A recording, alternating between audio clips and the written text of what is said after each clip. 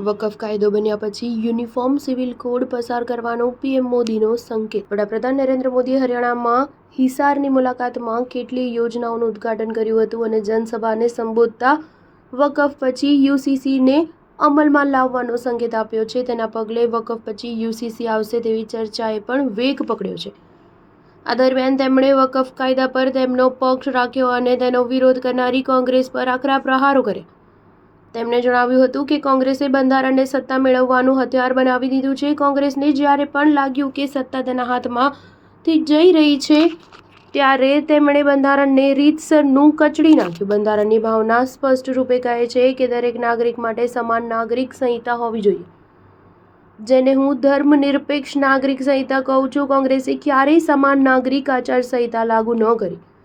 આમ કરીને તેમણે બંધારણીય ભાવનાનો છેદ ઉડાડ્યો। ઉત્તરાખંડમાં અમે સમાન નાગરિક આચાર સંહિતા લાગુ કરી છે, પરંતુ કોંગ્રેસ તેનો વિરોધ કરતી આવી છે। તેમણે આગળ જણાવ્યું હતું કે વકફ બોર્ડ પાસે લાખો હેક્ટર જમીન છે, પરંતુ ગરીબો અને જરૂરતમંદો માટે સંપત્તિઓનો યોગ્ય ઉપયોગ કરવામાં આવ્યો નથી। તેમણે જણાવ્યું હતું કે કોંગ્રેસે 2013માં કટ્ટરવાદી મુસ્લિમોના તૃષ્ટિકરણ માટે વકફ એક્ટ 2013માં સંશોધન કર્યું।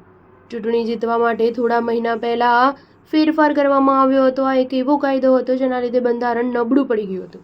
આટલું જ નહીં, પીએમ મોદીએ ત્યાં સુધી જણાવ્યું હતું કે જો કોંગ્રેસનો મુસલમાનો પ્રત્યે આટલો પ્રેમ હોય તો તેઓ હજી સુધી એક પણ મુસલમાનને પક્ષનો અધ્યક્ષ કેમ નથી બનાવ્યો? તે ચૂંટણીમાં અડધી ટિકિટો મુસલમાનોને કેમ આપતા નથી? પીએમ મોદીએ જણાવ્યું હતું કે કોંગ્રેસે કટોકટી દરમિયાન બંધારણને કબ્રસ્તાન ભેગું કરી દીધું હતું। સ્ટાર ન્યૂઝ 7 હંમેશા સચ્ચાઈની સાથે।